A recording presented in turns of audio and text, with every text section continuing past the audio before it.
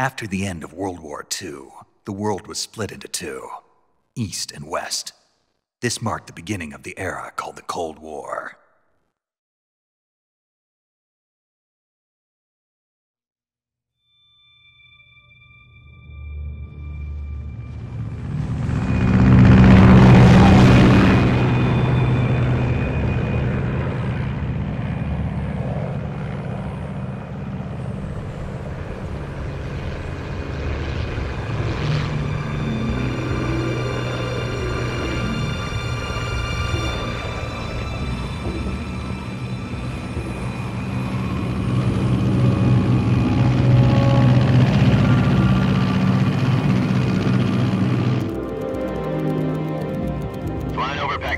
Altitude 30,000 feet.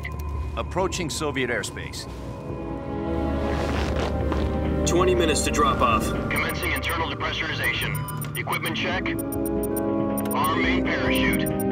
All right. You ready to go? Drop zone still showing a high pressure mass. Cav okay. Good. We've got high visibility.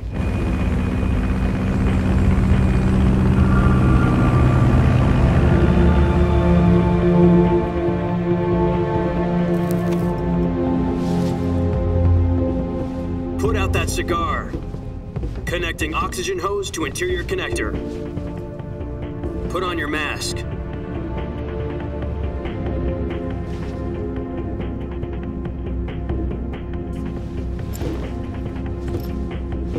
Does this panty waste know what he's doing? Approaching release point. 10 minutes to drop off. Hey, are you deaf? He said put out the cigar and put on your mask.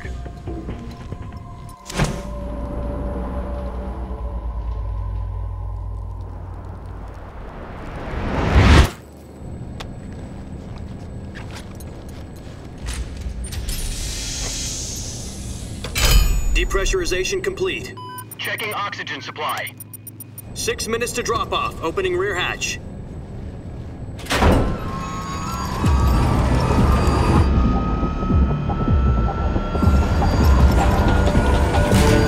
Sunrise.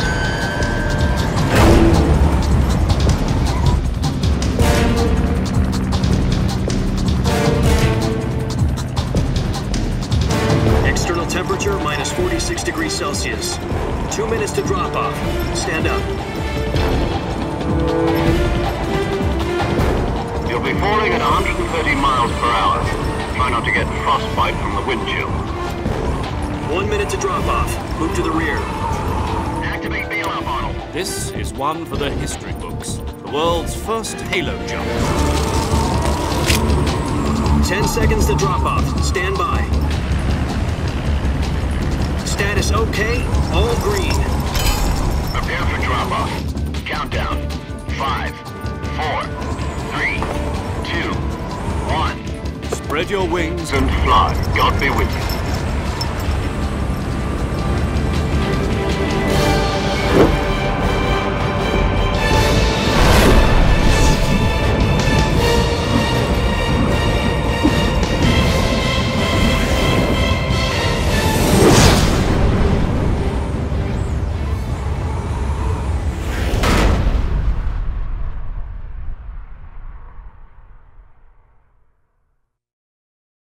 Jack, I've got some important news. The head of the CIA has finally given us the green light for the virtuous mission. Virtual mission? No, the virtuous mission. The future of our Fox unit depends on it. If it succeeds, we'll be officially organized into a unit. Virtuous mission? Sounds like some kind of initiation ritual.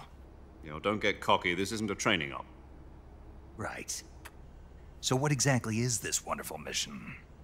Well, about 2 years ago, a certain Soviet scientist requested asylum in the West through one of our moles. His name is Nikolai Stepanovich Sokolov. He's head of the OKB-754 Design Bureau, one of the Soviets' top-secret weapon research facilities, and the East's foremost expert on weapons development. Sokolov? Isn't he that famous rocket scientist? The very same. On April the 12th, 1961, the Soviets achieved the first manned spaceflight in history. The Earth was blue, but there was no God. Well spoken. The rocket that carried Yuri Gagarin into orbit was the A-1, known as the Vostok rocket. Sokolov is said to be the man most responsible for the multi-engine cluster used in that rocket. After Gagarin's flight, Sokolov left rocket development to become the head of the newly established Design Bureau. From a lowly technician to head of a design bureau, that's quite a success story, so why do you want to defect? It seems he'd become afraid of his own creations. Afraid? Call it a crisis of conscience. And for that, he left his country and his family behind and went over the fence? Not exactly. One of his conditions was that his family was also to be taken safely to the west. We used a mole to get the family out first and succeeded in sneaking Sokolov over the Berlin Wall shortly afterwards. I was the one who conducted the operation. The security on the eastern side was still full of holes back then. Then what? We got Sokolov over in one piece, but the whole ordeal had left him exhausted, and we checked him into a hospital in West Berlin. It took him 2 weeks and more than 600 miles to get from the research facility in the Soviet Union to Berlin. He was in no condition to say anything coherent. And it was only a week later that we had something much bigger on our hands. The Cuban Missile Crisis. October the 16th, 1962, President Kennedy received word that the Soviets were in the process of deploying intermediate-range ballistic missiles in Cuba. The President demanded that the Soviets dismantle and remove the missiles. At the same time, he announced a naval blockade to prevent further missile shipments from reaching Cuba. But the Soviets didn't back down, instead placing their armed forces on secondary alert. Soviet transport ships carrying missiles continued on course towards Cuba. US and Soviet forces went on alert for an all-out nuclear war. Frantic negotiations were conducted through the UN's Emergency Security Council and unofficial channels to end the hair-trigger standoff. Finally, on October the 28th, the Soviet Union agreed to remove its missiles from Cuba. And so the world avoided a nuclear holocaust. But in order to get the Soviets to pull their missiles out, we had to make a deal. You mean the one where the US agreed to remove its IRBMs from Turkey? No. The Jupiter IRBMs deployed in Turkey were obsolete, and we were going to get rid of them anyway. They had no strategic value whatsoever to either the US or the Russians. The Turkey deal was a ruse, a cover story that was fed to the other intelligence agencies around the world. So what did the Russians really want? Sokolov. They wanted us to return Sokolov. You mean the Soviets pulled out of Cuba just to get their hands on Sokolov? That's right. What the hell was he working on? At the time, we had no idea. We were running out of time. It was either give up Sokolov or risk full-scale nuclear war. In the end, we had no choice. President Kennedy gave in to Khrushchev's demand. The next day, I got Sokolov out of the hospital, handing him over to agents on the eastern side. Sokolov kept on screaming, "Save me," until he disappeared from my sight. Then a month ago, we received some new information from one of our moles. About Sokolov? Yes. He was taken back to the research facility and forced to continue working on the weapon in question under KGB supervision. What's more, it's on the verge of completion. So what kind of weapon is it? Something to do with space rockets? No, missiles. Same technology. I guess you're right. We don't know the details, but it appears to be a new kind of nuclear device. For half a year now, the Soviets have been conducting frequent nuclear tests at Semipalatinsk. Something to do with the weapon, I assume. We're talking about a secret weapon so big that Khrushchev was ready to pull out of Cuba to get it back. Is Sokolov still in the facility? No. According to our intelligence, he's in Selinoyarsk, a place in the mountains about 3 miles to the west that's known as the Virgin Cliffs. The Virgin Cliffs. Nice name for a virtuous mission. They moved him there just recently. Why? Apparently, they're conducting a field test of the weapon, but it's our best chance to get him back. This mission would never have been possible if he was still in the research facility. This is our last chance. Sokolov must have known that too when he contacted us.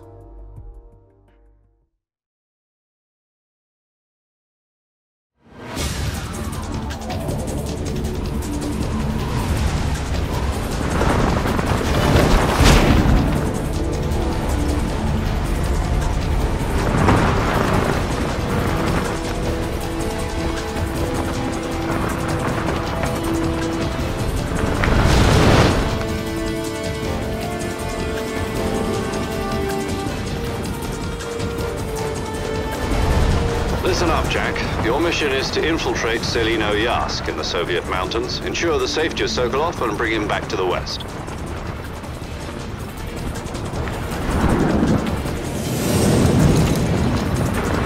If we don't get Sokolov back before that weapon is complete, we'll be facing a major crisis. The clock is ticking.